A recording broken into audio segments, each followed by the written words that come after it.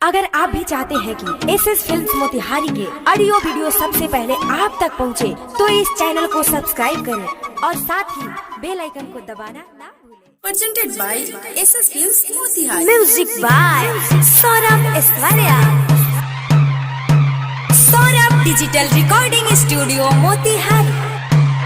रखले बानी सखी हम भात तारो ये गरीमेंट पर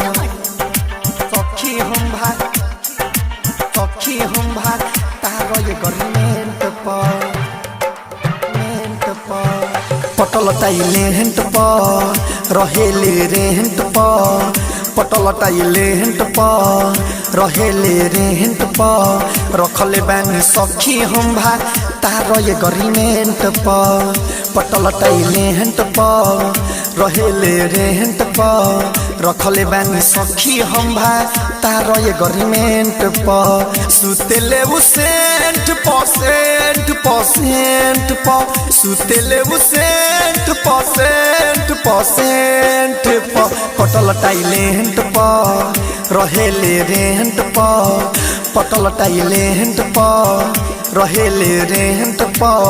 रखले बानी सखी हम भाई तारो ये गरीमेंट पर भाई तारो ये गरीमेंट पर हाँ वो करे कमाए ल पैसा से सखी पढ़े हम जाइले रसम पताई रोजो रोजो किन के खाइले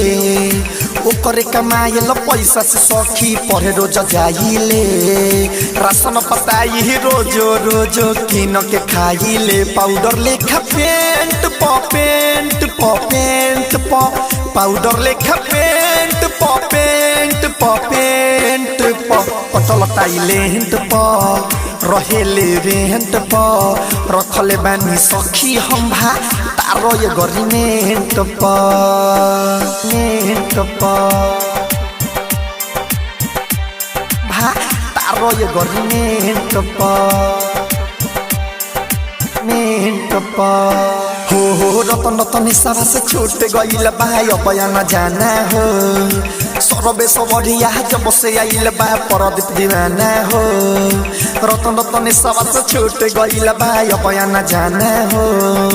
सरबे सबरिया जब से आइल बा परदीप दीवाना हो रहेले परजेंट रहेले परजेंट पटल टाइले हेंट पर रहेले रेंट पर रखले बानी सखी हम भा तारो ये गरीमेंट पर।